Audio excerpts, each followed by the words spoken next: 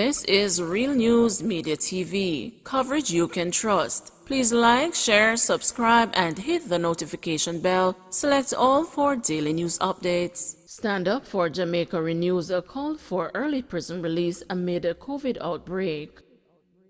Human rights group Stand Up for Jamaica is renewing its call for a system to be put in place to facilitate the early release of low-risk offenders and those at increased risk of contracting COVID-19 arising from an outbreak of the virus in the island's correctional facilities. The Department of Correctional Services reported last Friday that there has been an increase in the number of COVID-19 cases among inmates and the staff at correctional centers. The South Camp Adult Correctional Center has been placed on lockdown and the movement has been restricted at the Tower Street Adult Correctional Center. The department said that it has implemented measures to reduce the spread of the virus, but the human rights group says it is concerned about the management of COVID-19 cases in prisons. It is arguing that it has become clear that the steps taken to increase adherence to the Health Ministry's COVID-19 protocols are not enough to stem the rise in cases.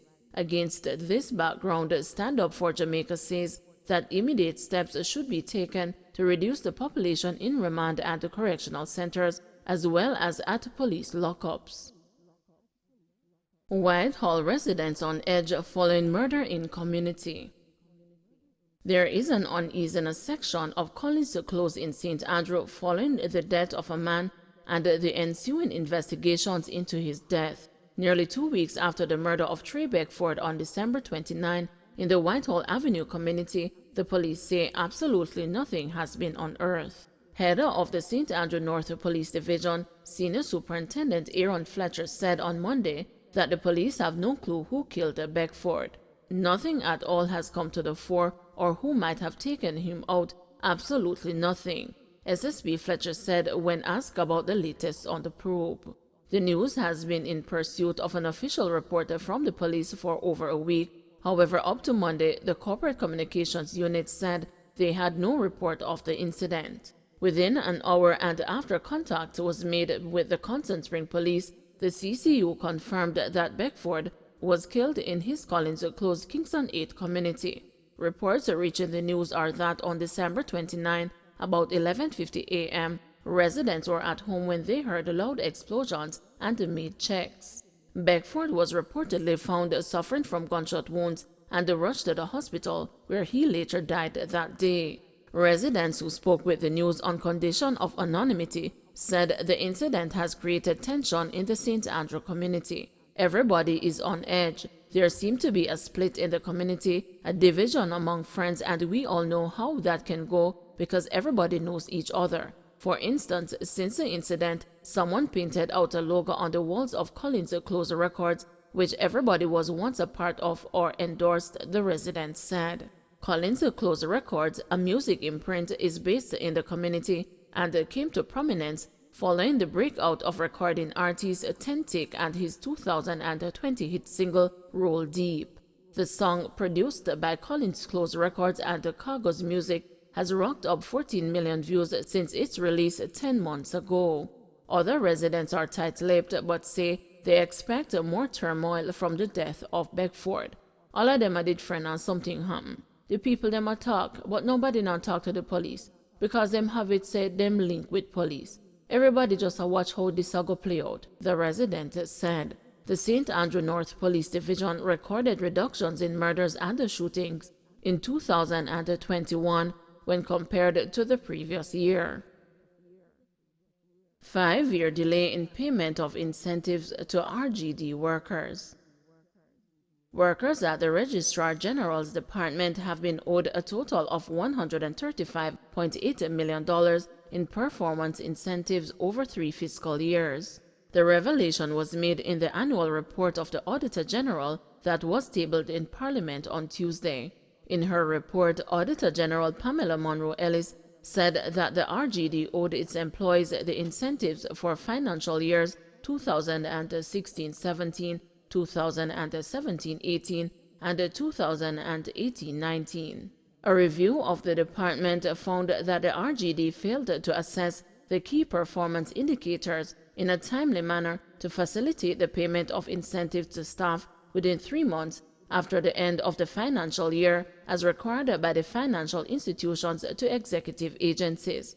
We noted that the performance evaluations for the financial years ended March 31, 2017 and 2018 were completed and sent to the Portfolio Ministry in November 2020 for approval 44 and 32 months respectively after the statutory deadline, the report stated.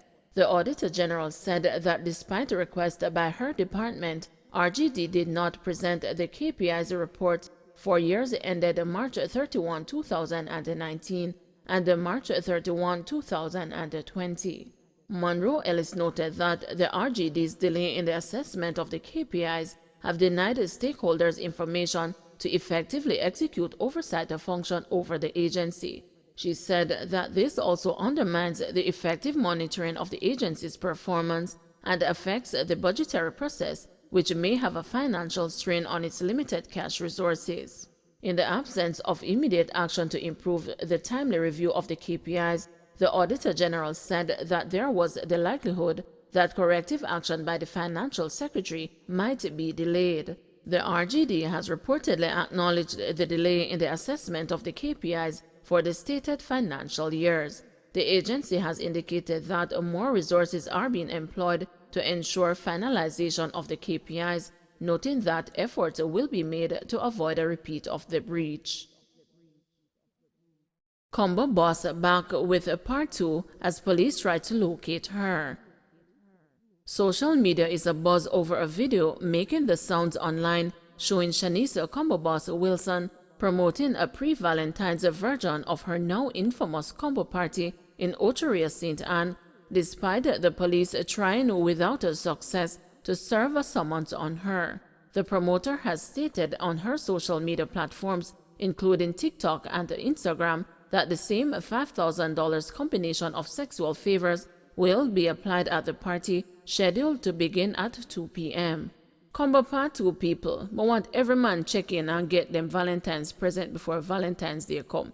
I want everybody come back in and get them gift from early out, Wilson said in the now viral Instagram video. She added during a video in another post, Babylon can't find me, me no lost, while advertising the sequel to her party, alluding to reports that police were still looking for the promoter in order to serve summons for breaching the Disaster Risk Management Act with her first combo party, which was held at a nightclub on the infamous back road in Portmore St. Catherine on December 5 last year.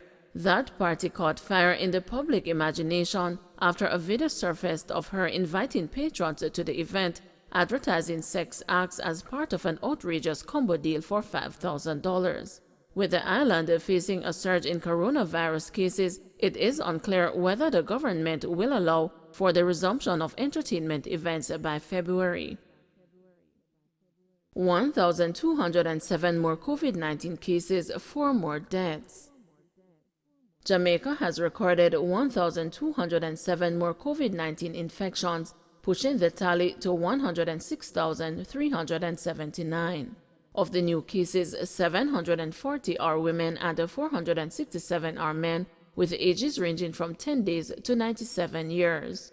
A total of 3,471 tests were conducted. The country's positivity rate has moved to 48.4%. The parish breakdown is as follows: Kingston and St. Andrew 280, St. James 218, St. Elizabeth 148, St. Catherine 132, Westmoreland 83, St. Mary 75, Clarendon 69, St. Anne 51, Manchester 53, Trelawney 36, Hanover 27, St. Thomas 23, and Portland 12. Meanwhile, 4 more deaths have been recorded, increasing the total to 2,506. The deceased are a 53-year-old woman, an 89-year-old man, a 79-year-old man, and a 78-year-old woman, all from St. Catherine address.